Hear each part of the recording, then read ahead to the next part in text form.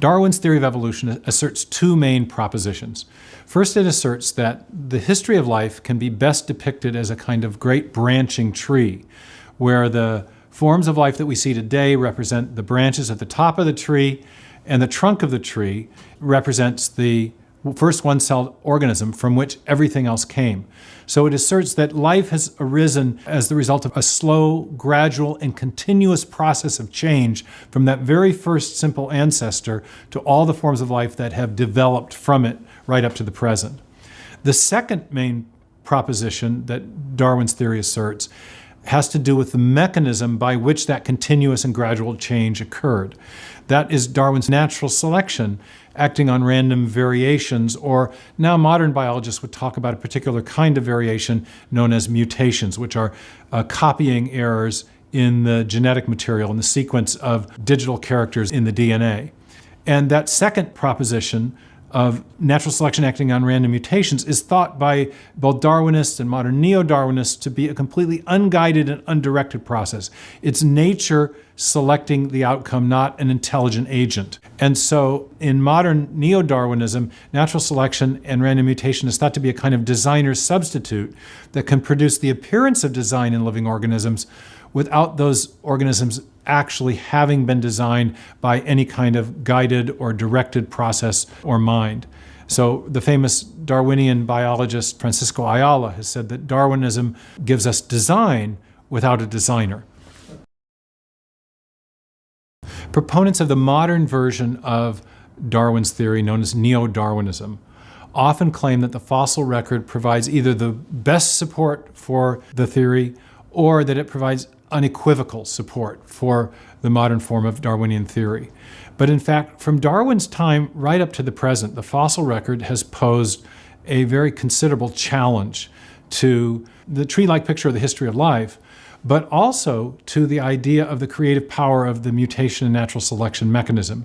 Because what we see in the fossil record, in particular, when we're looking at major innovations in biological form and structure, is the abrupt appearance of such major innovations, where in each case those new biological forms are lacking any discernible connection to similar forms in the lower sedimentary strata. So you get an abrupt appearance of a new form of life, usually persisting through the fossil record with some slight variation, but the basic form remaining static over long periods of time, and then either the form going extinct or it persisting right up to the present. We don't see the gradual morphing of form from one major type of organism to another. There are many examples of the abrupt appearance of new forms of animal and plant life in the fossil record. The Cambrian explosion, which is an event about 520 to 530 million years ago, where the first animal forms arose abruptly in the fossil record with no discernible connection to similar forms in the lower Precambrian strata. It's really dramatic. But the Cambrian explosion isn't the only such event in the history of life. There are many. A little bit later in the fossil record, there's an event called the Great Ordovician Biodiversity Event, or GOBI, where there's a whole slew of new forms of life that come into existence. And then as you go down the sedimentary column, you find that the first winged insects, dinosaurs, turtles, birds, marine reptiles, flowering plants. The first flowering plants come into the fossil record, an event that's now known as the biological Big Bloom. And then another striking event occurs in the Eocene period where you get the first mammals, and where there are between 15 and 17 new orders of mammals that come suddenly into fossil record, again, with no discernible connection to similar creatures in the lower strata beneath the Eocene. And so this pattern is repeated over and over again. With paleontologist Günter Beckley, I recently wrote a scientific article about 17 separate fossil explosions in the history of life. And so sometimes people will say, well, the Cambrian explosion is an isolated anomaly, but after that everything is very smooth and gradual and conforms nicely to the picture of the history of life that Darwin provided with his great tree of life picture.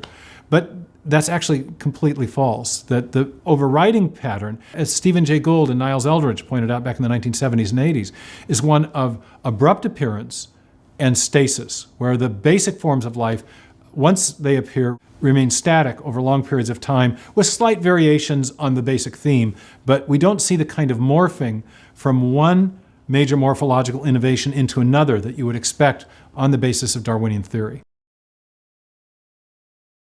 Darwin was well aware of the problem that the fossil record presented to his theory.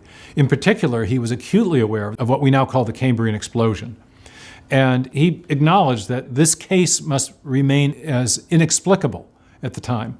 But he thought that future fossil finds would resolve the mystery of the missing fossils, the missing ancestral forms. And so he thought that as paleontologists scoured the fossil record, they would find those missing ancestral intermediates or precursor forms. And he used a charming illustration to get this across. He depicted the fossil record as something like a book that had a few of the pages still in it, but many of them had been torn out, maybe by erosion or something else. And this became known as the artifact hypothesis, the idea that the abrupt appearance of the fossil forms as depicted in our current fossil record is an artifact either of incomplete sampling, we haven't looked hard enough, or incomplete preservation. Now, in the 20th and 21st century, in our current times, we now have good reasons to doubt the artifact hypothesis. First, we've had 160 years to look for the missing pre-Cambrian ancestors to the Cambrian animal forms that first arose in the Cambrian period. And rather than find those missing ancestors, what the paleontologists actually found is a whole new array of Cambrian animals that were unknown in Darwin's time, such that the abrupt appearance now is even more abrupt. There are more forms that we now know appeared abruptly in the Cambrian, each of which is still lacking any discernible connection to ancestral forms in the earlier strata. So the Cambrian explosion has become more explosive.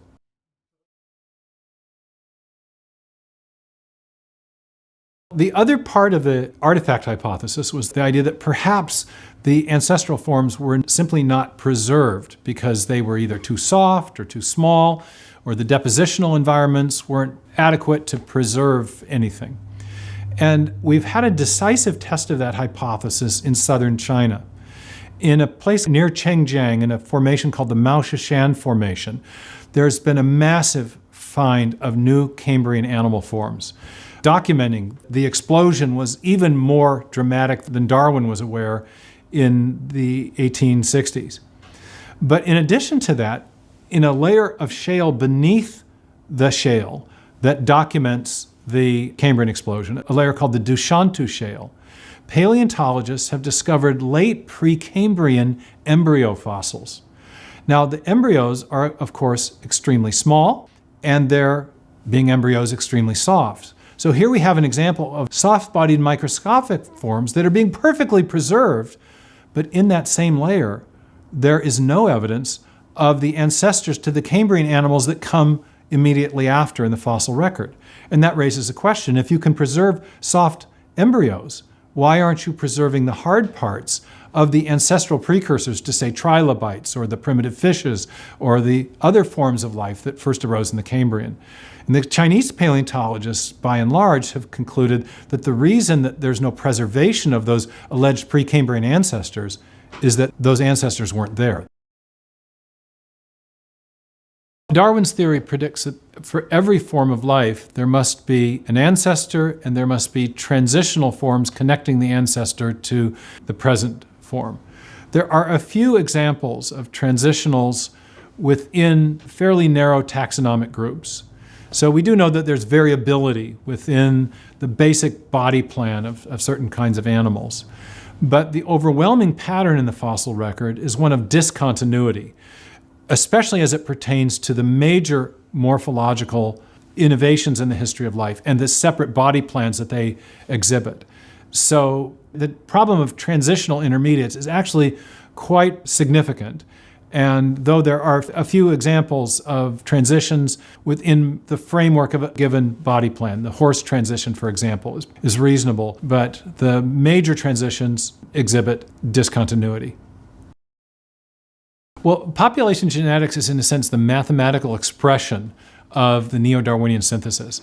And population genetics allows evolutionary biologists to calculate how much change would be expected in a given amount of time if they know certain factors, like the mutation rate, the generation time from adult to offspring, and the size of populations. That's the name population genetics. It also allows, conversely, the calculation of how long it would take for any given change to occur on average, if you know those same factors. What's called the waiting times problem is derivative of the population genetics. Population genetics is the mathematical expression of Darwinian theory, and it allows evolutionary biologists to calculate how long on average they ought to wait for a given amount of evolutionary change to occur if they know something about the mutation rate, the generation time in a given species, and the size of populations. And the waiting times problem has emerged as evolutionary biologists have realized that certain biological traits or anatomical features would require coordinated mutations. And whereas a single mutation might not take that long to occur, with each additional mutation, the expected waiting times for such an event to occur rises exponentially. And so if you have complex adaptations or anatomical structures that would require multiple coordinated mutations, by the mathematical expression of neo-Darwinian theory, you're going to have to wait an enormously long time on average for such coordinated mutations to occur. And so once you get beyond about 3 coordinated mutations, the waiting times rise dramatically, exponentially, into the hundreds of millions or billions of years, far more time than is allowed for the appearance of given anatomical traits as we find them arising in the fossil record. If the Darwinian mechanism lacks the creative power to generate big changes in form that arise in the fossil record, that raises the question, well, what could produce those new forms of life? And what we know from biology is that whenever you see new forms of life arising, you also have to have new information. It's very much like in our computer world. If you want to give your computer a new function, you have to provide code. You have to provide information in the form of software. And something very similar is true in life. If you want to build a new form of animal life, you have to have new organs and tissues. But new organs and tissues require new dedicated proteins to service those organs and tissues. For example, many of the animals that came into the fossil record in the Cambrian period had a gut. But guts require digestive enzymes, and digestive enzymes are proteins, and proteins are built in accord with the instructions stored on the DNA molecule. So as you see these explosions of form in the Cambrian period or other periods in the history of life, what you're also seeing, therefore, is explosions of biological information. And that raises the question, where did that information come from? Now, what we know from our uniform and repeated experience is that information, especially in a digital form, always comes from an intelligent source, whether we're talking about a paragraph in a book, a section of software, hieroglyphic inscription, or even information embedded in a radio signal. Whenever we see information and we trace it back to its ultimate source, we inevitably find a mind, not a material process. Well, if the mutation selection mechanism is not capable of generating the amount of information necessary to build new forms of life, then a better explanation is actually intelligent design. It's that a mind played a role in the origin of those new forms of life. And that's consistent with everything we know about the cause and effect structure of the world. Mutations degrade information, but minds generate information, and therefore mind provides a better explanation for the origin of information than the Darwinian mechanism.